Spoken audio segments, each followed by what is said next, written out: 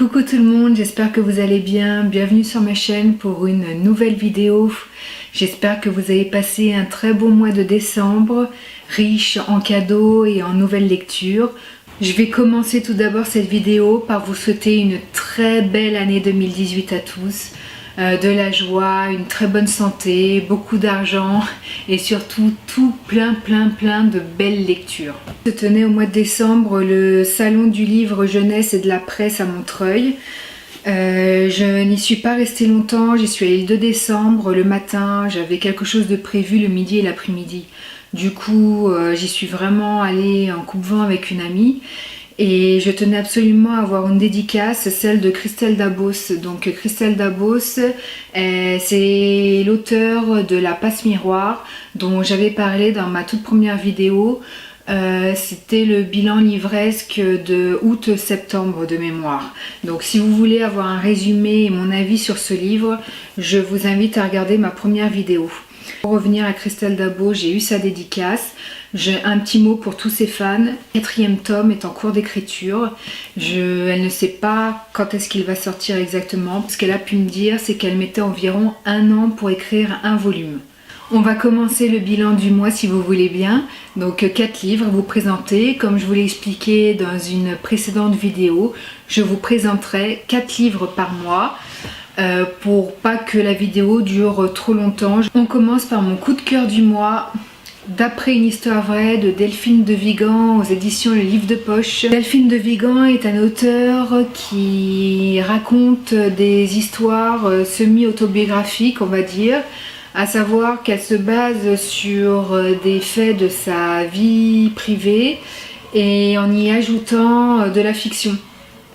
On ne sait plus très bien où est la fiction, où est la part de réalité dans ces livres. Mais je trouve que c'est un vrai plus parce que ça ajoute un côté très prenant. Quand on lit une histoire et que l'on sait que c'est autobiographique, que c'est tiré d'une histoire vraie, forcément ça donne une autre dimension au bouquin et on le lit avec un autre regard. Je trouve que les livres autobiographiques sont beaucoup plus prenants que les romans fictifs.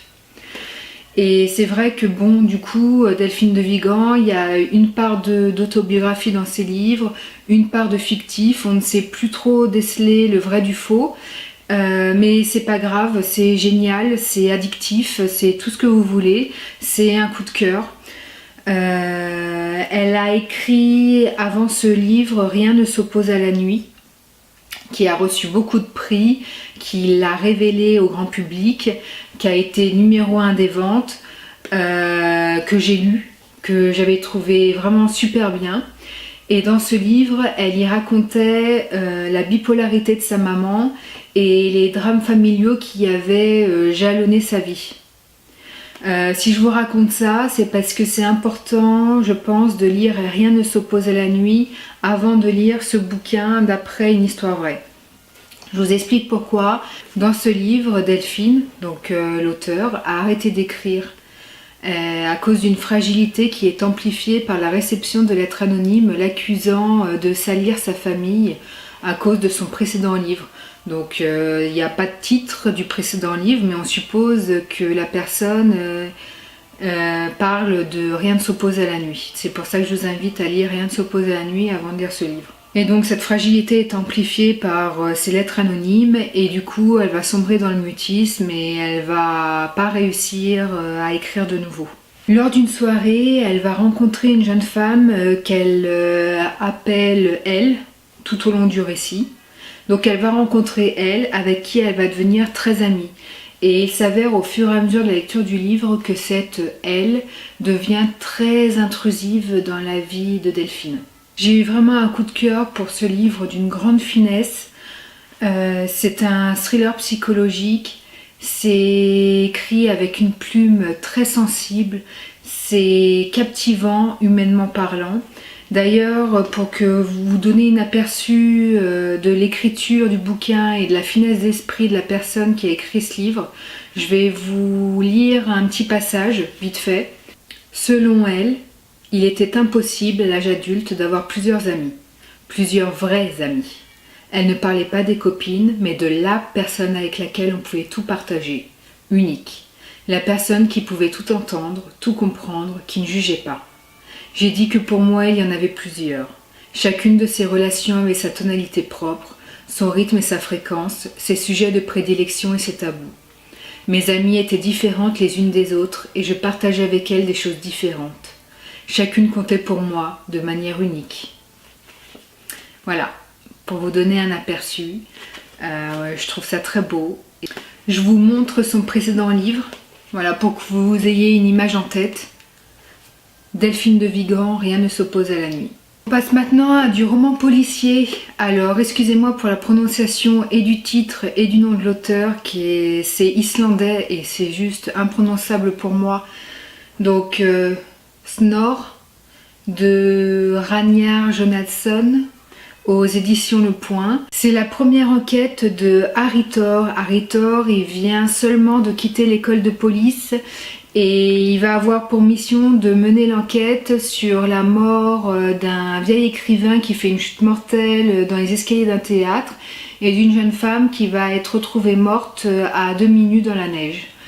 C'est sa première enquête, comme je vous le dis, parce que c'est le premier livre de cet écrivain qui écrit ses livres à la mode, à savoir je sors une série d'enquêtes policières avec le même enquêteur dans chacun des livres. Sachant que le livre comporte 347 pages et que l'enquête policière ne débute qu'à la page 160. Donc soit la moitié du livre, donc ça démarre très lentement, c'est vraiment du récit lent, à tel point que je me suis posé la question de savoir si c'était pas plus un roman que du roman policier. J'ai quand même aimé le livre. Moi j'aime le récit lent dans le policier, je n'aime pas les courses-poursuites, je n'aime pas avoir l'impression de lire un scénario de film. Pas mal pour un premier livre, et c'est un premier livre donc forcément il a dû poser ses personnages, etc. Donc les premiers tomes c'est toujours un peu plus longuet je suppose, ça ira peut-être mieux dans le deuxième. En tout cas pour moi c'est le seul bémol parce que tout le reste ça va plutôt bien, c'est bien construit, le dénouement n'est pas décevant, c'est rondement mené, tous les ingrédients pour une bonne enquête policière. Je lirai le deuxième parce que moi ça m'a convenu parfaitement. Et voilà. On passe au roman jeunesse avec Gardien des cités perdues de Shannon Messenger aux éditions Lumen. C'est du roman jeunesse donc pour enfants. C'est le livre qui est actuellement comparé à Harry Potter. Alors effectivement, il y a beaucoup de références, beaucoup de clins d'œil, on va dire, à Harry Potter dans ce livre. C'est l'histoire de Sophie qui a été élevée par des humains, dans le monde des humains donc, et qui découvre à l'âge de 12 ans qu'elle n'est pas humaine et qu'elle va devoir quitter ses parents, qui ne sont pas ses parents en fait, pour vivre avec ses semblables dans un monde parallèle. Et va commencer pour elle certaines interrogations. Elle va vouloir comprendre pourquoi elle a été élevée par des humains alors qu'elle n'est pas humaine. Et elle va vouloir aussi comprendre pourquoi une partie de sa mémoire a été effacée. C'est dynamique, il y a plein de romantisme, les persos sont attachants, il y a même de l'humour. Donc tous les ingrédients pour faire un bon livre et que la lecture soit plaisante. Pour le moment, il y a 6 tomes, le 6e vient de sortir. Donc c'est une histoire que je conseille à tous les fans d'Harry Potter parce que je pense que c'est la saga qui s'en rapproche le plus. Et on va terminer cette vidéo avec le King, Monsieur Mercedes de Stephen King aux éditions France Loisirs. Donc c'est l'histoire d'un fou furieux, d'un meurtrier qui va conduire une Mercedes et avec sa Mercedes, il va foncer sur une foule qui attendent l'ouverture d'un salon pour trouver un emploi. Donc bien évidemment, il va faire plusieurs morts et plusieurs blessés. Le meurtrier à la Mercedes ne va pas s'arrêter là parce qu'il va envoyer une lettre anonyme à un ancien flic à la retraite. Dans cette lettre anonyme, il va lui relater les faits et il va le narguer et le provoquer.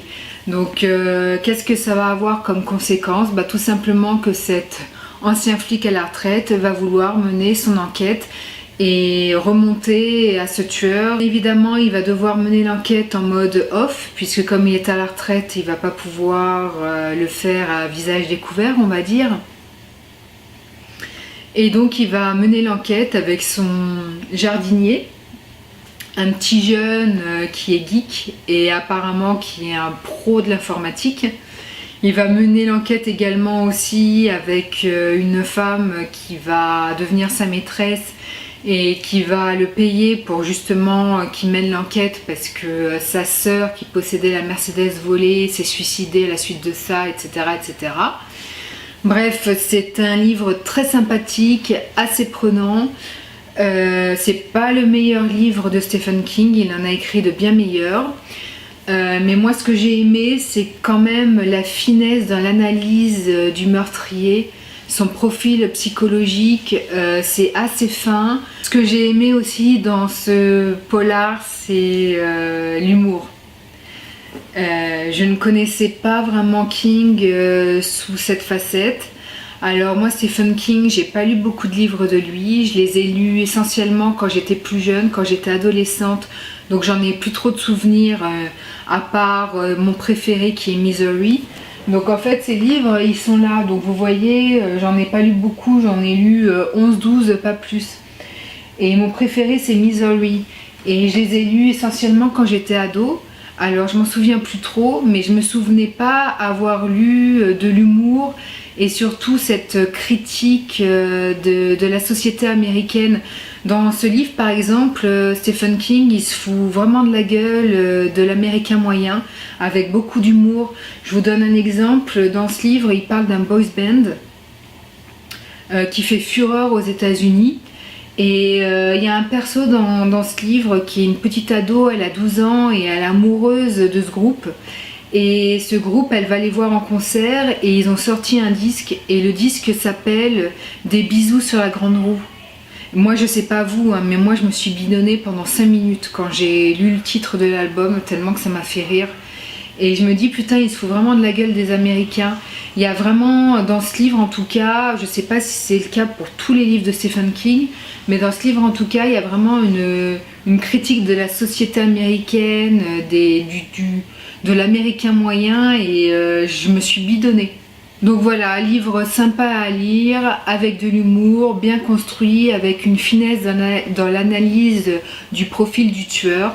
Ce livre est le premier tome de la trilogie de Bill Hodge. Alors Bill Hodge, c'est qui? C'est le nom de l'enquêteur de ce livre. Alors le premier tome bien évidemment c'est celui-ci, c'est Monsieur Mercedes, le deuxième c'est Carnet Noir et le troisième c'est Fin de Ronde. Ce premier tome, même si c'est pas le meilleur de Stephen King, m'a quand même bien plu, donc bien évidemment je vais lire les 2 autres tomes. Et voilà, c'en est terminé de cette vidéo, j'espère qu'elle vous aura plu. Je vous retrouve fin janvier, début février pour un nouveau bilan. En attendant la prochaine vidéo, vous pouvez bien entendu me suivre sur ma page Facebook ou sur Instagram en tapant dans le moteur de recherche Ma vie en livre. Sur ce, je vous laisse, je vous souhaite un très bon mois de janvier et puis je vous dis à très vite. Bye bye.